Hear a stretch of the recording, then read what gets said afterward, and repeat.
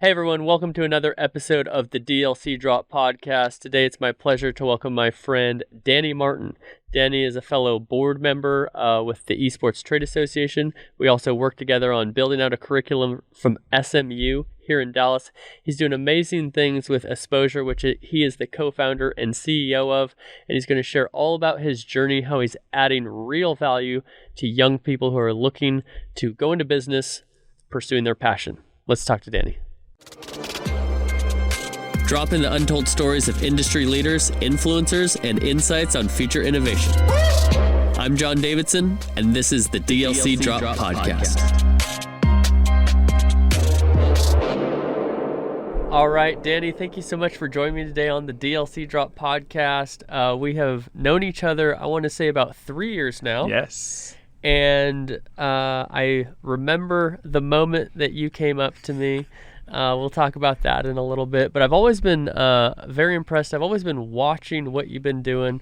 It's why I wanted to recruit you to the board of directors for the Esports Trade Association, and you've been tremendous there. Love just your grassroots efforts, your passion for bringing people up through our industry, educating youth, and it's really a selfless goal that you have, and I love seeing it. I love being part of it. Love inviting you over to pool. Although those games have gotten a little bit close, but if you're wondering who pulled out the W, you know, he did. They say when Michael Jordan, would bet in practice, he would just play more games until he ultimately won. And I think we can agree that's what I did at my house when we played pool. And it showed. I see your skill set. I thought you took advantage, and you took it. You didn't take me serious. So I was just like, all right, cool, let's go. And you started to actually, pull out all the tools and tips, and it was like pretty cool to see. Well, I appreciate that. It's not over though. Well, yeah, we got to go round two. We'll have to document it, but I will say, if there is a global pandemic, what I recommend is having a pool table in your house because it enables you to get pretty good at pool. For sure, right? But I don't want to get too distracted. People are probably saying, okay, you've mentioned a couple things about Danny. Who is this guy? Right. So you are the co-founder and CEO of Esposure. Mm-hmm. Tell us what that is. Yeah, so Esposure is a technology company that provides educational opportunities for individuals to learn management, marketing, technology, competition, and production in esports. And it gives them an immersive experience. So therefore, they can ultimately be able to say, hey, here's my portfolio. I want to obtain a job in this space. This is what I've done. And it's ultimately how we've all been into the space. So we do a lot of our programs outside of our facility here in the southern sector of Dallas, and we're just looking to impact students.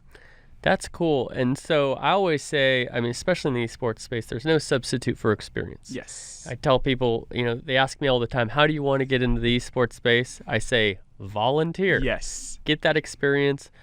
We've seen things with curriculums. You and I have been involved in that. We've seen certificates that did not go over well with the community. For sure. But I think the main point with traditional education in esports is, hey, there is a piece here where you can have a better starting point than you did without it. Yes. But when it comes down to it, you just have to be immersed, like you said, in the act of competitive gaming and all the different moving parts that are associated. Yes. So help me understand, when did you develop a passion for this? Did you realize this during your journey, or did you at some point early on say, I always want to help people achieve their dreams in what they're passionate about? Yeah, always wanted to help individuals achieve their dreams and what they're passionate about. But I ultimately didn't know that it was going to be gaming until it was one day I was at a CAF in college, and at that point, one of my teammates, I ran track in University of Texas in San Antonio, and he was just like, hey, my console is broke.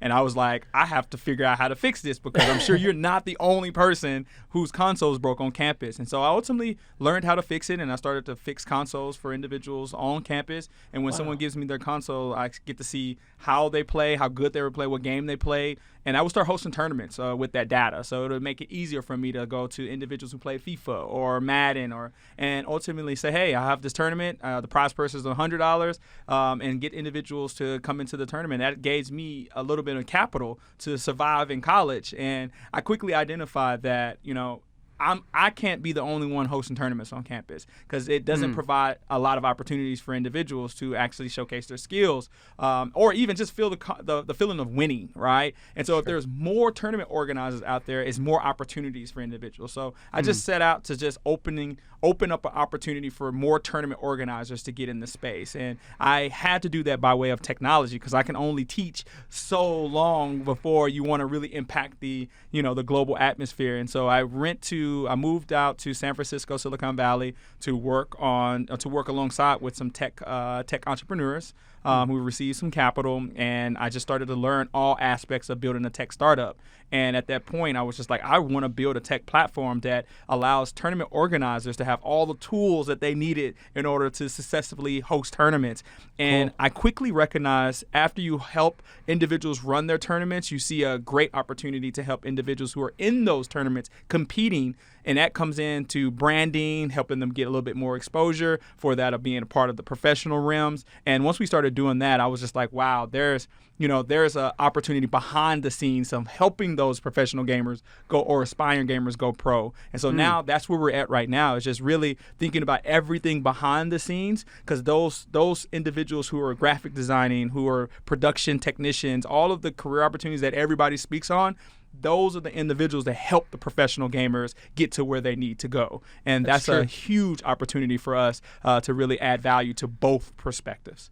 Interesting. Yeah, there's a lot of teams, a lot of people who are supporting all the digital things that need to happen for a competition to take place. It's not quite just going out in your backyard and shooting hoops necessarily.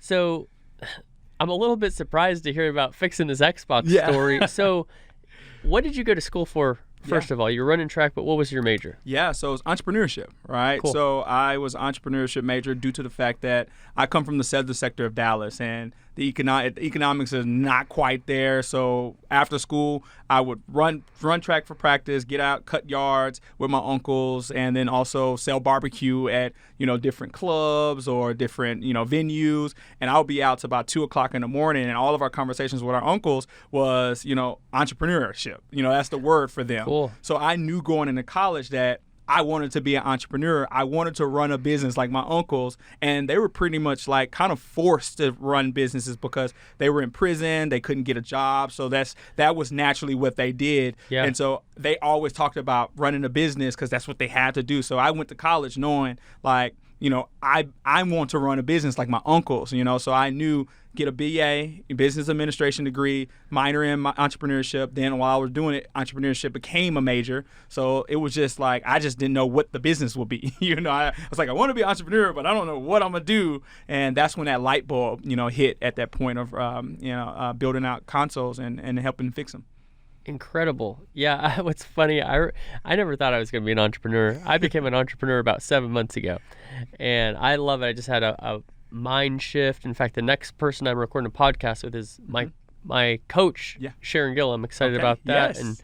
And, flip the mindset. And it's crazy, but I remember being at college, and I remember looking at, which business classes I'm going to take at Sacramento State and thinking, I'm not going to take entrepreneurship. I'm not going to be an entrepreneur. And so it's really cool to hear that you had that in mind. For sure. I didn't grow up around entrepreneurs. I grew up around teachers. Yes. And so I was just always kind of the mind of, you work for people. Yeah. And it's interesting how the people around us kind of build our mindset and the possibilities that we have.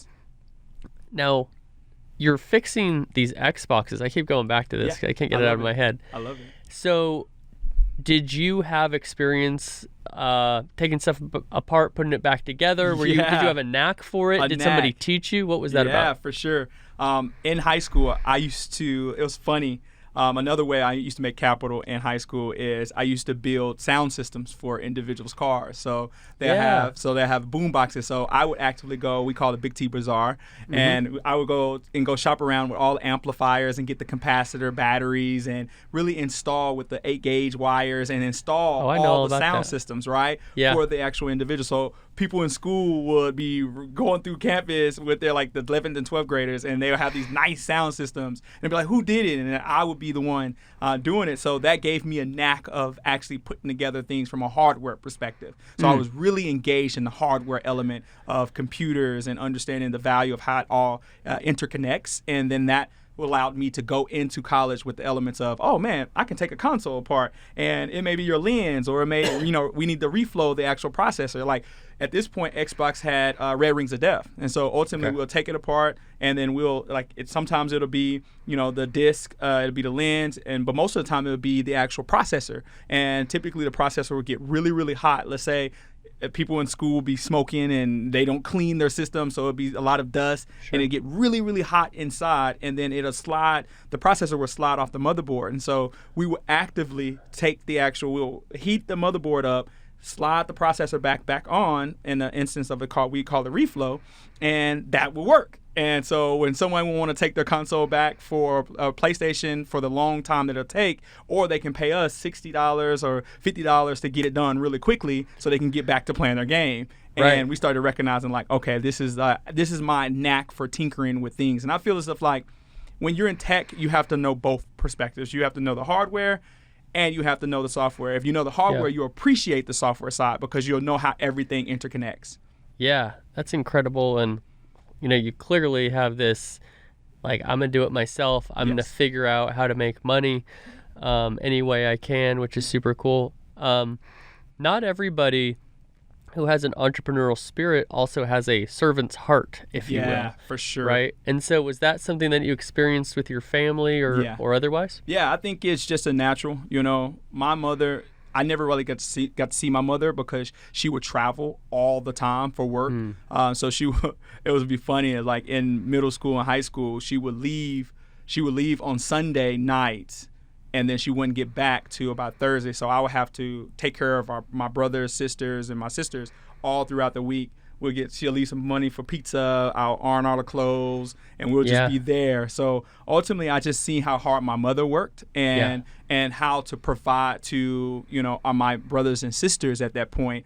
And then ultimately just understanding that there are many people that I grew up with that were in that same position. So ultimately just when you go to school and talk to someone, you're like, man, my mother passed away, or my dad is on drugs, or, like you will hear that consistently. Sure. So you just naturally have an inclination to say, hey, I want to provide support to anybody that I possibly can so they can have a leg up. So if I learn something, I want to give it off to you, so therefore you can be able to learn it and actively do better at it, because ultimately that's just a cycle of life. What would it be if you know a lot and you're not giving it to anybody? And then ultimately you're really setting yourself up for failure, because now you have people that's gunning for you and that want to take what you want. And living where we live, if you're running around with the shiniest objects, they're going to come take it from you.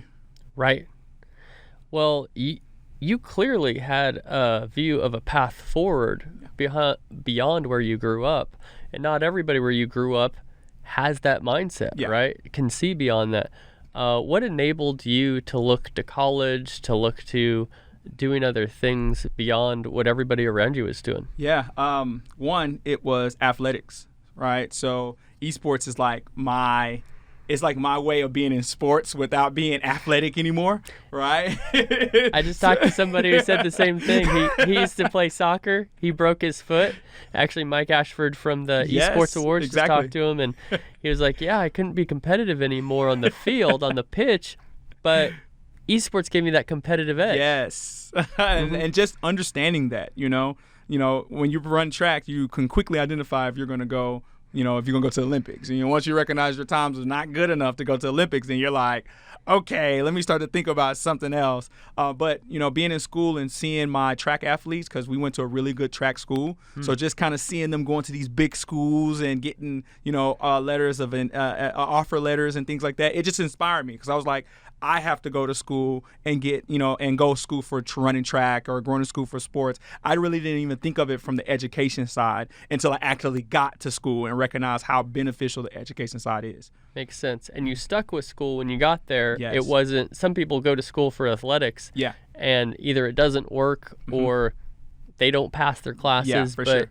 You were driven enough to really focus on the academic side as well. Yeah, the academics was critical because I just didn't want to let my parents and my grandmother, down. I stayed with my grandmother my last year of my senior in high school. And so just going there, I just didn't want to let her down. So I made sure that I was focused. Running track, they make sure that you're on your grades. They make sure that you're doing study hall. They make sure like you're doing everything pristine, especially if you want to compete.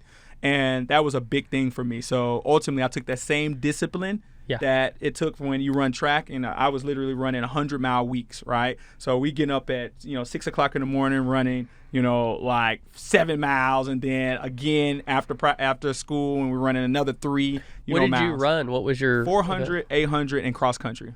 Okay. Yeah, so that discipline that it takes to be able to get up in the morning, run all those miles, and then go back and run it again after the day, and do ice baths and warm baths and just take care of your body. The discipline that is required to do that, I have literally added that as a component to what we do here today in regards to the esports industry. Discipline is so critical because this industry is moving fast, and it's very critical to be able to know the impact that you're putting out there to individuals, and you want to make sure that you're on point, and discipline really helps you sustain being on point. That's interesting. I had a couple of years ago, I had an experience with this with track and discipline, and I met Carl Lewis. Yes. So I went to University of Houston. Carl Lewis is the assistant track coach. Yes. I like roll up. He's at lunch. I'm like, no way. So we go, and they have a beautiful indoor track and everything, really cool. Beautiful. And it was so funny. He was talking to one of the female track stars there, and I guess they had some sort of come from behind victory the recent event before, and they were talking about how there was a video, and Carl's just like this the whole time. Everyone's like, oh, and they're like coming from behind, and he's like, I knew you were going to win. And she said something about being so out of breath, and he's like, if your form was a little better, you wouldn't have been out of breath. Exactly, right? And he shared that his coach through it, because I had a lot of questions, what is the structure of track? Yes. I learned it's a lot like golf with sponsors. You're kind of independent. You're independent. But he shared that his coach like never congratulated him and was always so strict on every little thing, and it was always, you did this wrong, you did this wrong. It wasn't like you won great job winning the Olympic gold medal again. Exactly. That was super eye-opening to me. I'm not somebody who ran track, and so to think that something at the highest level, of course, everything gets very specific. Very, right? very, very, very, very. Super interesting. I love the way that you've applied that. So let's talk about some of these programs that you're doing with Esposure. Yeah. Clearly, you're helping to educate the next generation, yes, right? For sure. I think that's so important because there's this dynamic that I've identified in esports where you have young people who understand gaming and esports. They get it. They grew up in it. Yes. They don't know anything different. Yes. Then you've got a gap in the middle. And then over here, you've got experienced professionals exactly. who have done marketing, business development, all these different things for 20, 30 years. They're the guys who in any other industry would know it all, would be able to bring up the youth. They don't get gaming. They don't get esports. The structure, the ecosystem, the more skeptical consumer behavior. Yes. They've marketed to themselves for 20, 30 years. And now they're over here like whoa, why isn't this working? Yeah. Right? And so that's our goal at the Esports Trade Association. We can talk a little about in a little bit, but bridging that gap. And what I look forward to, I think, in 5-10 years, that's not going to be an issue anymore for sure. because people who understand gaming and esports now have experience to match. Exactly. And you're one of the people helping with this. Yeah. So I understand one of these programs is the E2E immersion. Tell us what that is all about. Yeah, for sure. So, to kind of give some context to that, when we first opened up our facility in the southern sector of Dallas, it was geared towards creating an incubation area, right? There's many esports arenas that were being developed, and we really wanted to make sure that, you can have this huge facility, but the tournament organizers are the ones that fill that facility. So if you have a huge facility, you got to find the best of the best tournament organizers, and that is a far few between. Yes. So we utilize our facility to actually help groom tournament organizers so they can have a smaller space to do their tournament. They don't have to, pay these absorbent amount of costs to be able to rent out a room. And then they can start to grow. And as they get better, then they can start to utilize the bigger spaces, right? And that's when I started to think, when I seen Dallas and you have a lot of the large esports arenas, I was like, okay, they have to have a pipeline of talent to help secure those facilities, right? And I always knew that from 3-4 years ago. And so when we had built our space, it was geared towards more of an incubation area, allowing someone to come in, host tournaments, do shoutcasting, do podcasting, do even music creation. And when COVID hit, we were just like, okay, well, we can't use our facility anymore. So it's just like, what do we do now to add value to the individuals in our community? And so by having a background in technology and software development, our team came together and built this technology platform that allows students to learn all the necessary skill sets. And that was our first stab in providing content. So therefore, the schools can actively be able to replace what they were missing in regards to traditional sports, and they can actively provide programming to that of the actual students, because the teachers were like, esports,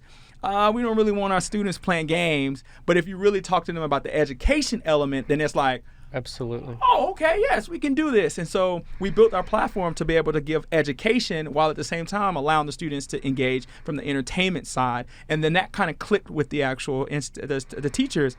And so we quickly recognized that, and this is full of transparency, after the students would go through our course content, they would be like, okay, what's next? And we sitting there like, what is next? And that's all I thought through so far. It's like, congratulations. Congratulations. The party. Here's a certificate. Your graduation. Get out of here. And that was like the realest. That was a realest element for us, because we were just like, whoa, we are a company. We got to keep sustaining it, but we can't treat students like, cows. Can't just keep going through. So we ultimately looked at it as like, how can we have, on one end, we have the pro-am scene that we've built this community so far at this point, over 7 gamers that have turned pro by just being inside of that facility. One of them, Dave Fry, $1.4 million prize purse. Like, just being able to know that these individuals are actually pro and they come from our community and come from our space and our opportunity that we provided them.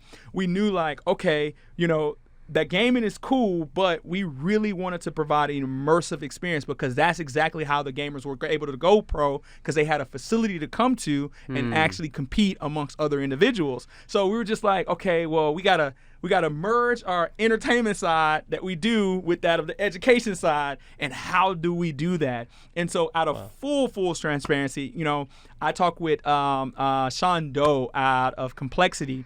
And he really came in and evaluated our company like, you guys are doing entertainment really good, you're doing education really good, but you got to merge them together. And I started thinking like, wow, how do we do that even more?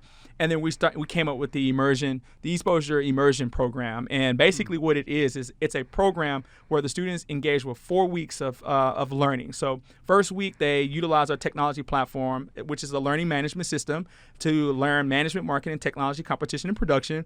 And they have assessments that really identifies their capabilities, their learning, their knowledge of those 5 segments. On the second week, which is really, really cool, is we allow the students to pair up into groups of 5. And so you have a marketing specialist, a production technician, a software developer, a head coach, and a general manager, right? So these are the 5 components that makes up an esports organization, along with other ones. But ultimately, we're just trying to say, hey, 5 students, you're coming to build out an esports organization, and we allow them to draft players within our real actual league. So we give the actual the students, a salary cap. They get to see the top qualifiers, so 20 qualifiers that are participating in the leagues, and they get to pick who they want to represent within their teams, right? And so it gives them a perspective of running their own esports organization. On that third week, they actively have assignments. So for an example, the software developer has a micro website to build. So we have functionality in our technology platform that allows them to build their own website. So they don't even have to know coding, just like a Squarespace or a GoDaddy or any other platform that allows you to build websites really nicely. We give them that same opportunity to be creative, but they can be able to plug and play. They take content from the actual marketing specialist and the production technician. The technician clips the content from the actual players that they picked, right? Which is by way of the head coach and the general manager. The marketing specialists take those clips and place it on our Ecolab functionality on our platform, which is an internal social media, right? Yeah. So now you're able to see that students' marketing strategy being applied in real time. And everybody has assignments that they engage with to run and operate their esports organization. So by way of that 4th week, they're getting all the content that they've been able to accrue on that micro website for their organization, and they get to present that to their parents, their family members, their teachers, and most importantly, their employers.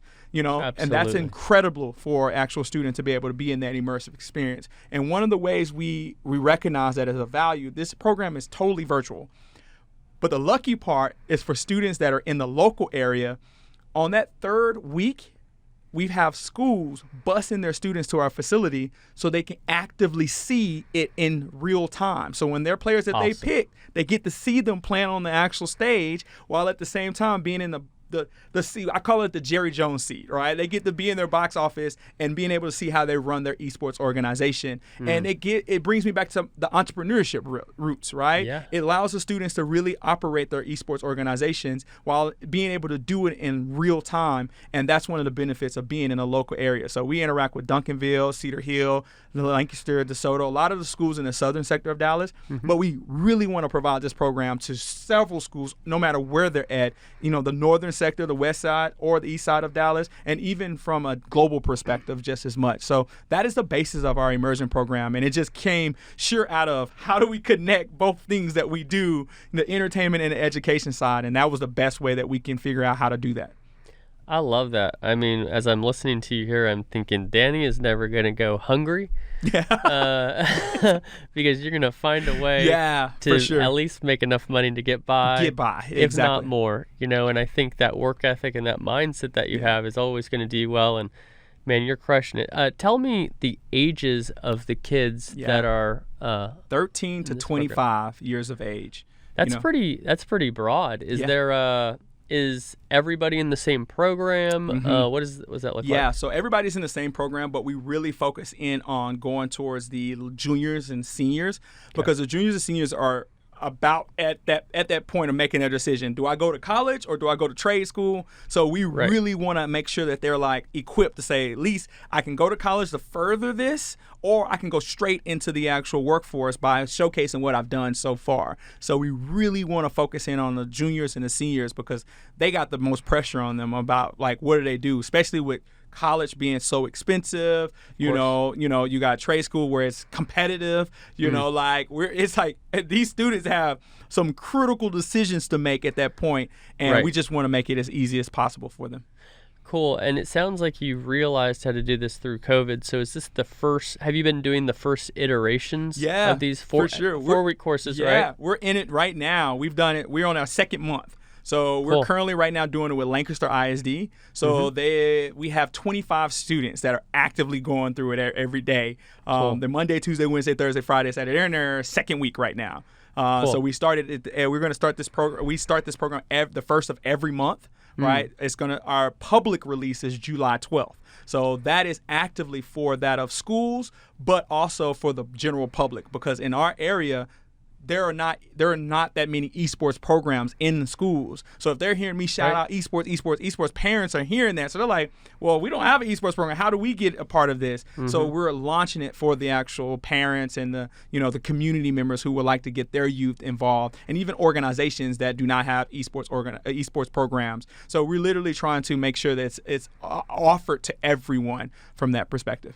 Cool. And is it in a situation yet where students are getting any sort of credit from schools, or is it completely separate from the school currently? Yeah, so it's completely separate from the school right now, but we're actively working with Dallas College, which is a junior college, which is, in my opinion, I think is the best spot because a junior college, it's lower on the capital cost, and it's easily accessible for individuals who don't have that amount of resources. But it's also it's accredited. Like a junior college, a degree in junior college can hold weight just as much, Absolutely. And so from this perspective, we have already started engaging with Dallas College to build out their programming, so therefore it can be accredited. While at the same time, I've learned that, even with the SMU program that we're doing right now, this is a great way to add, validity to that of experience. Granted, it's not tied in any way from a credit. I would love, if anybody hearing this, I would love for it to be.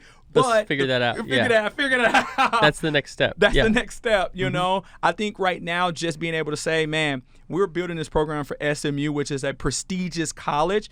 Ultimately, just having that as this is the entity, this is the professors, this is the individuals that are building this out. Hopefully that gives enough accreditation for someone to say, hey, this is just us learning from this program, and being a part of this program helps us have a leg up when it comes down to actively obtaining a job in this space. Well, I think just being on the podcast is going to solve it, right? I mean, I personally don't know anybody who doesn't listen to the podcast, so I just assume everybody does. I listen to it a lot, and I know a lot of people that listen to it. I appreciate that. So if I was a student taking this, first of all, how do I apply? How do I get into it? Yeah, so for one, you go to exposure.gg/immersion. And we're taking 25 increment slots. So the cool thing is that we can have students from all around the world, and they will be filled within a 25 slot. And each 25 slot is your own admin or instructor that we apply to help you go through it with your cohort. So 5 groups, but ultimately we keep having 25. As one fills up, we go for another 25 and another 25. So ultimately going to exposure.gg/immersion. Cool. And for those who are listening, not watching, I'm going to spell it out. I see it on your shirt. ESPOSURE.GG. Yes, so sir. that's a way to sign up. If I'm a student or if I'm a parent listening, I want my kids to do this. If they do it one time, can they do it again? Do you encourage or discourage that? I encourage it, and it's kind of crazy. Everything is by way of experience for me.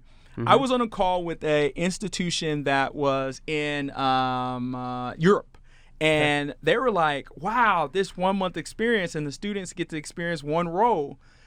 If we add this to our college, can they do all roles and it'd be 5 months? I was like, yeah. I was like, yes. I didn't even think about that, but yes. So ultimately what we're seeing right now is one student can take the course and take the program, and they can be a general manager.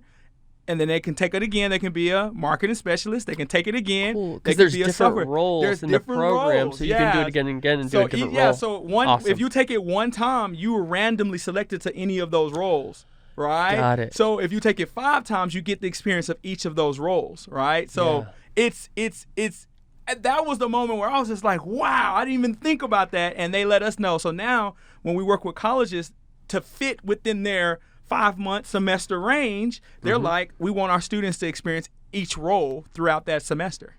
Super cool. Mm-hmm. And something that you've experienced where you grew up, now you had the opportunity through your athletics to get you to college. Yes. Right? But not everybody where you grew up has that opportunity. And in a lot of places, not just lower income neighborhoods, all over the country, all over the world, people say, I want to be a professional athlete. Yes. I want to be a professional gamer, whatever. I think that percentage is like 0.03% of people make it. Yes. When I lived in Sacramento, I had a number of friends who had played in the NFL.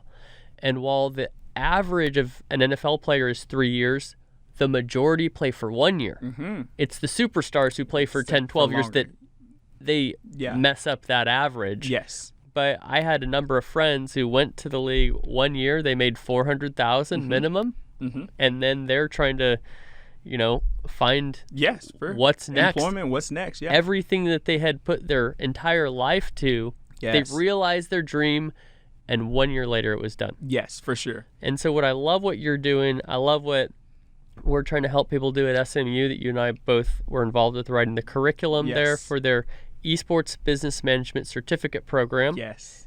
Daniel Hers and I wrote Business Development and Revenue Strategies. Yes. You wrote... running an esports organization from a recruitment, organization, and management perspective.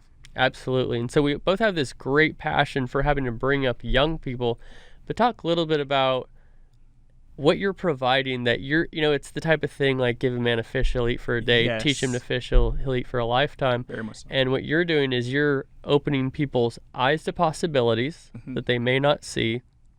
You're giving them the tools, the skills, the experience to do something that is going to feed them, For a lifetime. fund their families for a lifetime. Yeah. Also, there's, I think in every industry right now, but especially in esports, is diversity and inclusion is Yes. very focused on. Yes, for One sure. thing that I love about our esports space is, of course, it's not perfect Yeah. like any other industry, but the people who are involved, when they see an issue, they go after it Yeah. to figure it out. That's so cool about this space. And I don't know if it's just the sentiment of Gen Z. Mm-hmm. I don't know if it's we haven't done anything very long, so there's no this is how we've always done it, Yeah, for sure. or what it is. But just talk a little bit about that impact that you're seeing people are having every day coming Yeah. through your building. Yeah, I think there's several. There's the women element, young ladies understanding that it's not just about gaming. There's a whole lot of other elements, and just being able to shine light on those is just as simple as snapping your wrist, right? Where someone gets to see like, wow, I thought it was just game. Most people think esports is just gaming. Once they hear that it's much more than that, it's like, it's not that hard to be like, okay, cool. I can do this. I can do this. The world just opens up after you recognize that it's not you just playing games all day, right? And I think that's the most inclusive element, right? And it just lets everybody knows that they have a space inside of this, right? Yeah. I used to always have imposter syndrome where I would be, especially in San Francisco, like I was the only African American part of our tech startup.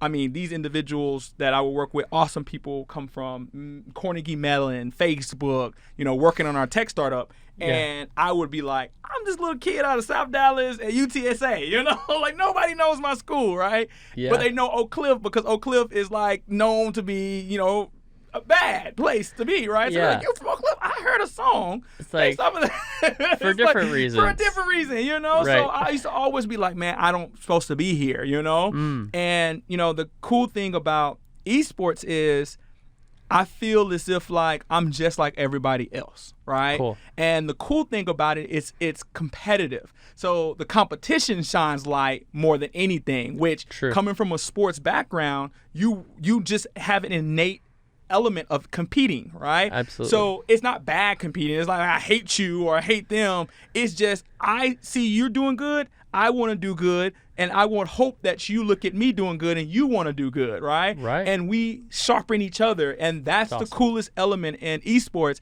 is because it's not looked at how I look, and how much money or how less money I have. It's really like, what have you done? And that's the space, right? Even if you're trying to get into the space, it's what have you done? Yes. If you're a founder or you're trying to build a company, you have very low resources, like very low money. If you haven't gained investors, you got to be very efficient with your money. And I know that from facts, right? So in this instance, you have to be like, I have to look at someone and be like, what have you done? Because I need to make sure that if I bring you on, you can help us all get to the actual element. And it's just not me a part of this experience. I have a full team behind me. So I always have to look after them, and their best interest is just as much. So when I look at, diversity, I look at it as like, if you have the skill sets, I don't care how you look, you're ultimately helping our team grow, so therefore we can all feed our families. Yeah, I love that. And, we talk a lot about diversity and inclusion, especially over the last year.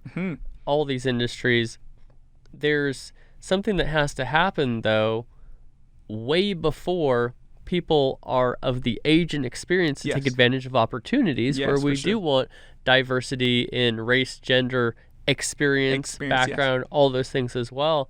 And if young people, minorities specifically we're talking about here, don't have the opportunity for Very two much so. things. I think number one is the vision, right? So there's a lot of people who just don't even know that this is a possibility because nobody who looks like them is doing this thing. Exactly. Right?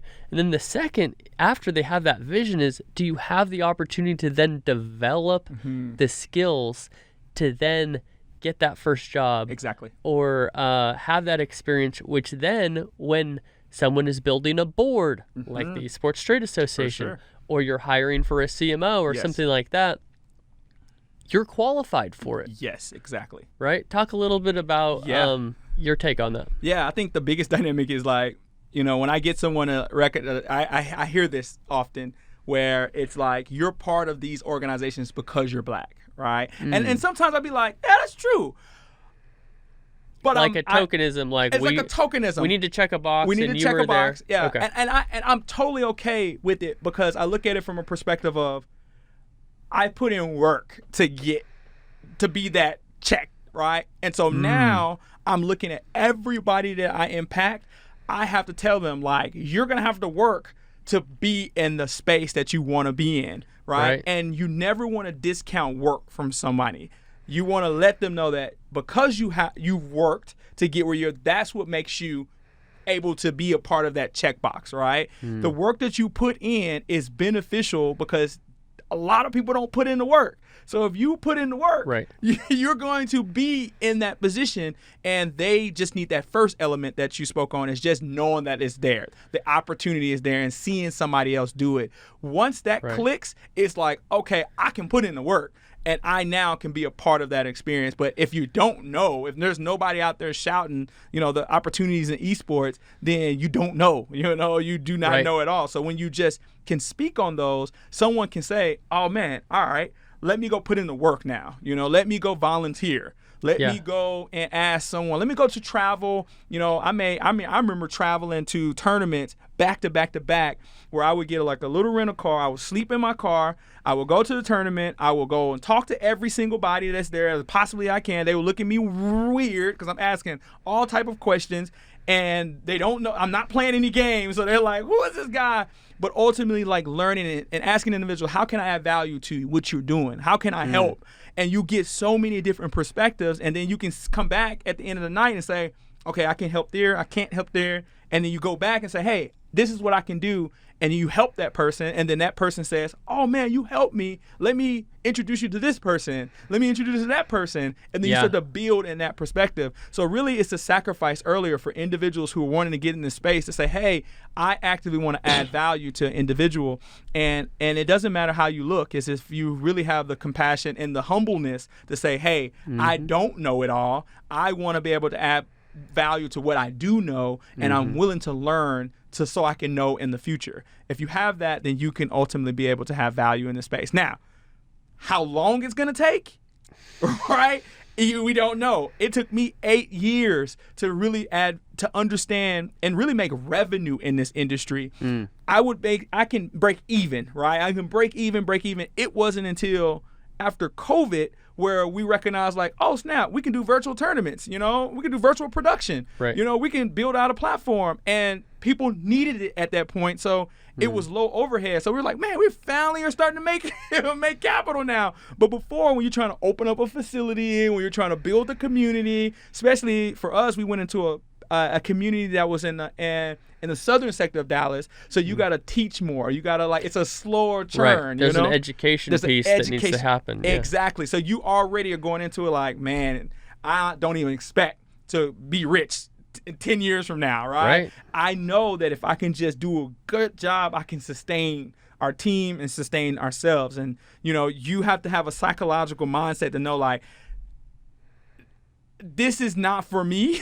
This is for somebody else that's coming behind me. And you got to be okay with that. And I was always okay with that. Now we're in a position to where I can kind of sit back and say, not sit back, but literally look at our revenue as a company and say, hey, I can give you a raise. You don't have to be like starving, to be a part of this like I did, right? So by feeling that, I now can have the compassion because of the actual revenue I can give. So therefore, individuals do not have to starve as long as I did. And I think from that perspective, you can be in a space, and it can be 2 years, it can be 8 years, or it can even be 10 years before you actively are able to say, wow, is this worth it?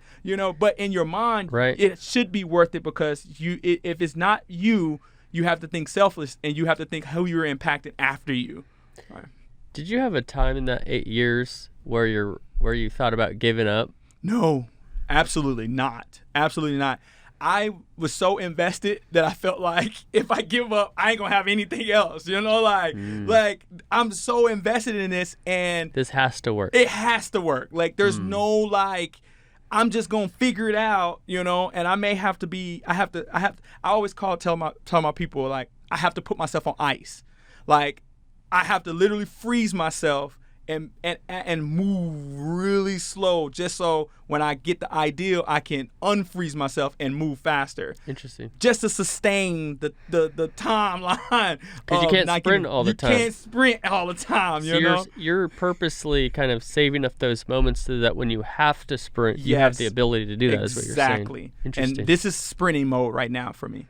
I know it. You're building out a new facility, aren't you? Yes, for sure. Just for people who weren't here when Danny came into the studio, he walks in, he's got the phone, I'm leading him in, he's got another phone call, delegating work, doing a great job, getting a lot of people do a lot of work for you. Tell us a little bit about that facility. Wow.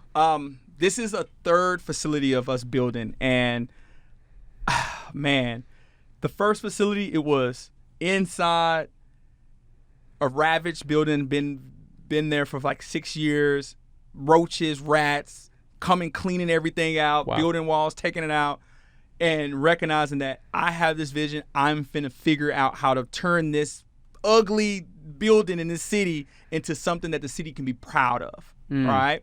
And doing that, I learned a lot of elements. So for this new building, now with COVID, and it's changed our business model, where we were thinking about a facility, now we're virtual, mostly virtual. So now we not have to focus on more foot traffic. We focus now on our team when it comes down to operating our technology platform. So now I'm building this facility more for our team. I remember visiting Facebook when I was in San Francisco, and I seen all the offices, and I seen Zuck's office, and it was full glass, and I would see him working. I've seen pictures of that, but I haven't seen it in person. Yeah, when you see it in person, you walk past, you like see him, and it's like he just looks at you, and he still goes to this meeting. It's crazy, right?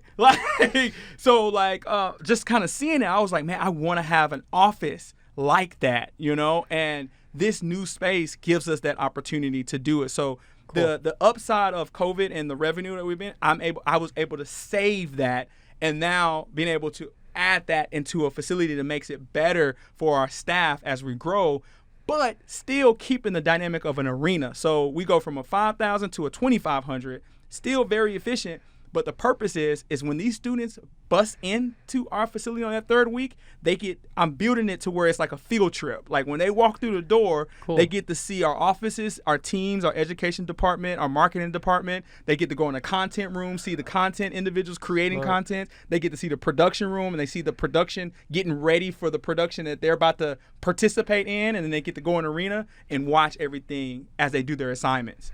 Right? That's incredibly smart. I mean, you're essentially telling a story in person. Yes. And what I'm picturing, too, in my mind as you're explaining this is if I'm, like, the mayor or if I'm somebody you're pitching or something like that, and you've built this so that in the same way that I might take you through a sponsorship deck in a presentation, you're taking me literally through a hallway, culminating in, and here's the arena. And here's the arena. And the students are going through that. So imagine you're in high school and you're walking in and you get to see it all. And then you sit down and then you're like, you see it's like the movie starts. And then you're like taking notes, and your notes is actively your assignment.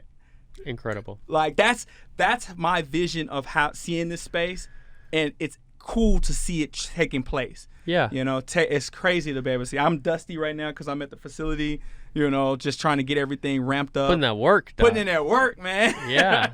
So it's cool. The students are going to love it. That's awesome. You talked about the 2,500 seat venue. A lot of people don't realize that the majority of esports tournaments are small. Yes. And so I very blessed. I had the opportunity to be quoted in Forbes the other day. Yes, and I seen I it. was like, congratulations. Wow, that's a trip. Kind of cool. It's going to follow you forever, too. Yeah, it's the goal. I'm not trying to just make it be one. You know what I mean? How about that second one, Forbes? No. How about that second one? I love it. But the point a lot of people don't get, they say these tournaments in Poland or in Asia or wherever, and it's like 100,000 people. It's all these stadiums. And so then these municipalities, these towns, these venues, they build these 10, 20,000 person stadiums, and it doesn't work. Yes. Because they didn't understand the market, especially in the U.S. Yes. And, they say in politics, they say never book a room that's not going to be overflow. Yes, Because just the optics of it, number one. Yes, for sure. But talk a little about your experience. You said 5,000, now 2,500. What has that been like with the size of the venue and from your experience? Yeah, I mean, it's really strictly business for me because, COVID recognized that it let us know, like, we had excess, right? So we go and I have to work my butt off to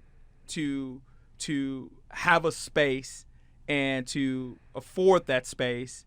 And then you recognize COVID is virtual, so now you don't need that space. So now you can utilize the extra capital that you will get towards that of offering to your staff and more marketing, right? We never did any marketing. Everything was organic. Now we have the ability with our program to have extra funds to actually spend on ads and understanding pixels and getting it out to more individuals.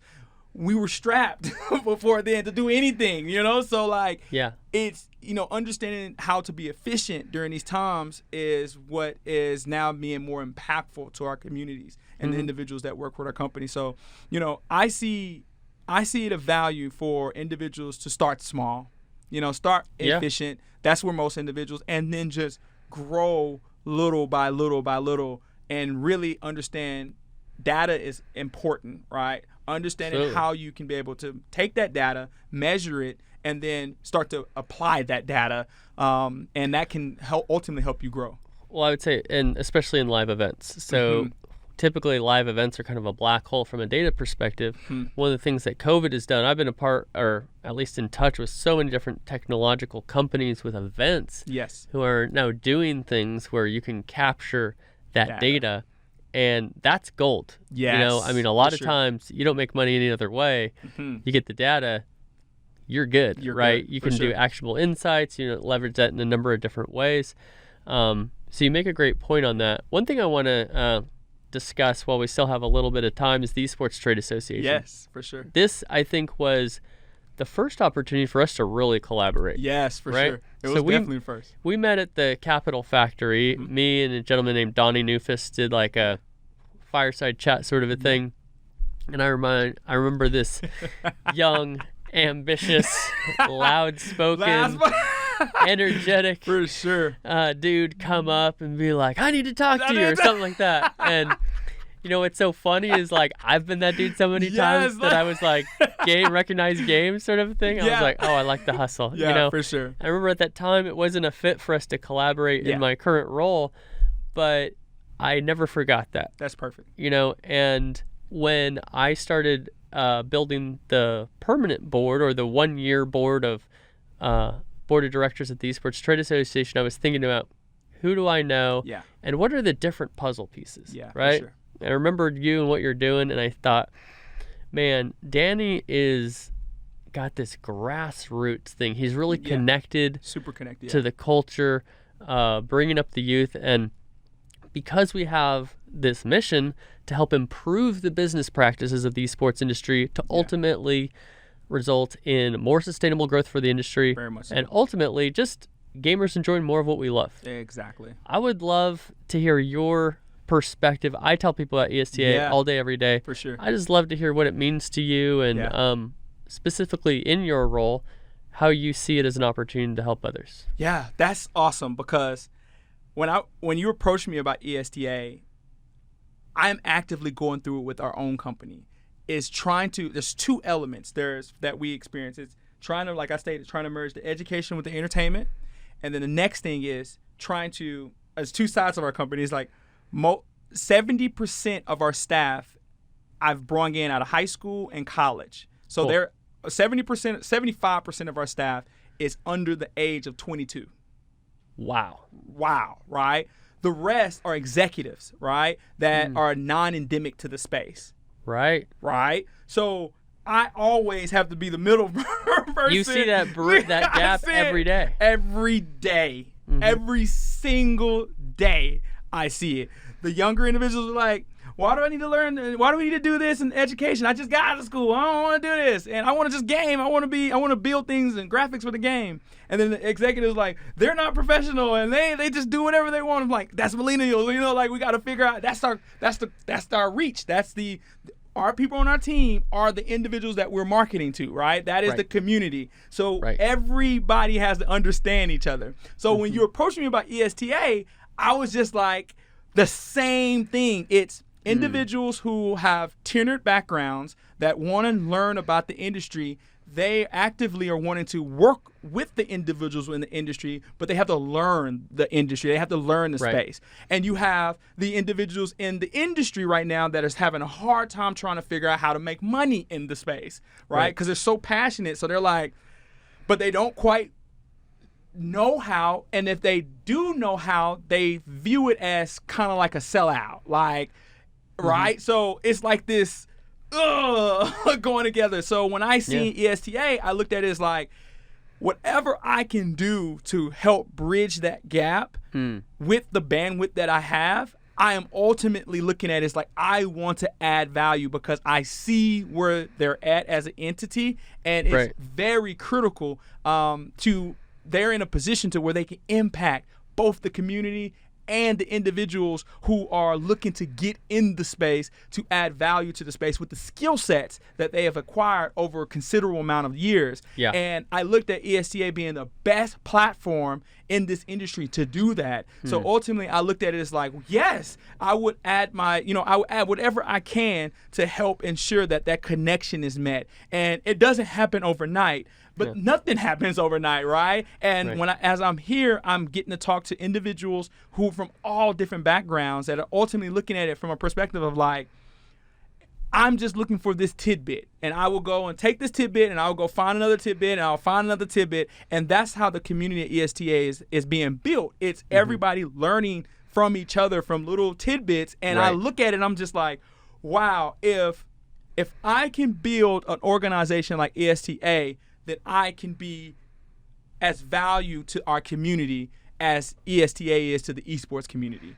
I look at it just like that, and that's what keeps me, engaged. That's what keeps me, trying to add value. And when you approach me, you already gave it the legitimacy. So that what made me like, I had to take it to the team. I had to be like, hey, do I have the bandwidth to do this, And I ultimately looked at it as like, man, John has the bandwidth. John is actively taking on a hard role. And if he can do this, why can't I do that? It's the competition element, right? It's like, if you can do it, I can do it. And I'm learning every day from you just as much as I'm learning from Megan. I'm learning from Sharon. I'm learning from everybody in the space, as well as new individuals coming into the organization from an ESTA perspective. So it just blows my mind to see all the individuals who share the same passion as I do. And I can guarantee you, for anybody that's looking at being a part of the ESTA, this is the exact same feeling that you will feel. And if you look at it from a perspective of you want to get everything, like you're just supposed to be successful tomorrow, you're looking at it from the wrong lens. Look at it from a perspective that you're going to connect it with somebody. You're going to be connected with someone who can give you something to place in your satchel, and then you can go and get something else and place in your satchel. And by the end of it, you're looking at it, and it never ends. But by the end, over time, you're going to say, wow, I've learned about marketing. I've learned about sponsorships. I've learned about event curation. I've learned about production. You will take that and be able to build on that to help you enter into the esports industry. And that's what it's about anyway. Yeah, that's a great analogy. I have a good and bad habit. I've always been on the bleeding edge of my experience, just pushing. And so a lot of times I feel like I don't know what I'm doing because I'm always pushing that envelope rather than just like doing what I've done forever or know how to do. It's a curse and a blessing. But sometimes I'll look up and I'll look back at what I realized or what I know now or the experiences I've gained, and I'm like, wow. I have come so far. I've just been grinding, didn't realize it. The other thing, I really appreciate hearing your perspective. For those listening, that's my first time I've heard you say that. Yeah. And I can just tell you it's so encouraging to me, just because, you know, at EST, we've got our nose to the grindstone. We are working on this thing. It has come so far, but it still has a lot further to go to be what we want it to be. What your vision is, yeah. Right. But, you know, the way I describe it too is it's also a safe place to get connected. Mm-hmm. The challenge, I think the biggest challenge is just the endemic esports industry realizing the need for it. Yes. And also the awareness and saying, oh, there is this group here, and wait, they're not in it for their own money or anything. Yeah. They're here for us. Yes. And we've been gaining that buy-in, which is awesome. But also those complementary experts, the people from outside the space. Yeah. What I would say is it's not just learning about the space, but also how to approach it. Yes. And to come to listen. Mm-hmm. You know, and there's some places on the internet where if you capitalize esports wrong, you're blacklisted. You don't get a second chance. For sure. What I say is like, look, somebody could not know that little detail and have so much to offer our space. Wow, so much. And for us to push that person away just because they didn't know this one piece that ultimately doesn't even matter at all, is that the best filter that we have to realize who should get into the space? And so I just love the opportunity to bring people in, to add the knowledge. We do it through webinars, the newsletter. We're doing Clubhouse. Megan's doing a podcast with members. And we have a big conference September 12th through 15th in Chicago, in person. Yes. Live events are coming back. I'm so hyped. Well, appreciate you talking through that with me. I appreciate you being here in person. Yeah. We were actually at a little backstory. We hung out at my house, and then most recently we're at a Dallas esports meetup. Yes. And you and I are both so busy because we have our hands in so much stuff. For sure. So we're doing the happy hour thing. I get a text from the person I report to at PRG. John, are you free? Are you free? And it's not, are you free? It's, you're free. You're free. Live. You got to pick up that call. I need to call you right now. So I'm out on the balcony, and I'm like in the middle of this like biz dev discussion. What are we going to share with the founder of the company on our global esports business development initiatives? And Danny's running around like a chicken with his head cut off because he's got 10 things to do. And I'm like, Danny, I need you on the podcast. I'm recording again. And man, it means so much to have you in person too. I love the in-person episodes. And dude, the more I hear about your story, the more hyped I get. Yeah. I knew a lot of it before, but just hearing this today, you know, I'm inspired. I think everybody who listens to this is going to be really inspired and want to support. How can people get a hold of you? What are any call-outs you want to make before we sign off? Yeah. The number one focus is if you have to volunteer in this space. If you have resources that can help you get paid, that's great. That's icing on the cake. Start somewhere. That's the biggest thing that I can be able to provide. If you sit back and just kind of question everything, then you're going to come across maybe not the most successful track or record inside of this space. Really go out and add value. Everything is not perfect. This industry is fairly, I won't say new. It's still in its infancy phase. So your help is needed, right? So find what you can add value and then just go for it. Just go for it. You're going to make mistakes. You shouldn't be worried about how you're going to look if you make those mistakes, because you're going to make mistakes. And the only person that will care that if you make a mistake is a person that sits back and don't make any mistakes, and they don't do anything to make mistakes. So just get out there and just add your value. You have something special within you. I promise you do. Figure it out and add value to the space. And ultimately, when you look back 10 years from now, you're going to be a prime reason why this space has grown to the heights that it's grown. Absolutely. Outside of that, I try to use LinkedIn as much as I possibly can. I try to share things. You do a way better job than I do of engaging. And I'm learning from you in regards to that. Cool. So that's pretty cool to be able to see like how you tag and how you have stories. It's a perfect way to use social media.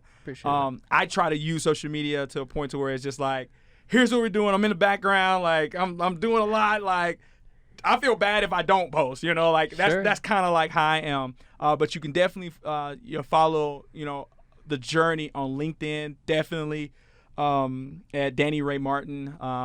That is pretty cool. And social media like Instagram, you're more than happy to be able to utilize that. But most importantly, LinkedIn, and just going to the website to see everything that we do. Exposure.gg. You can go directly to exposure.gg/immersion to see our main product in which we're adding value to the space by giving experiential opportunities. We're going to be doing this every month. I cannot wait to share what it's going to look inside of the facility while at the same time sharing the impact of the students as they complete the programs. Absolutely. I can't wait to see it in person and see what you're doing, following what you're doing, helping in any way that I can. I really mean that. So no problem. Thank you again for joining the podcast. Danny Martin on the DLC Drop Podcast. Thank you so much. Thank you. Thank you for listening to the DLC Drop Podcast. This podcast is part of the Esports Futuri Podcast Network and produced by Innovation Media Enterprises. Make sure you subscribe on your favorite podcast channel and leave us a review.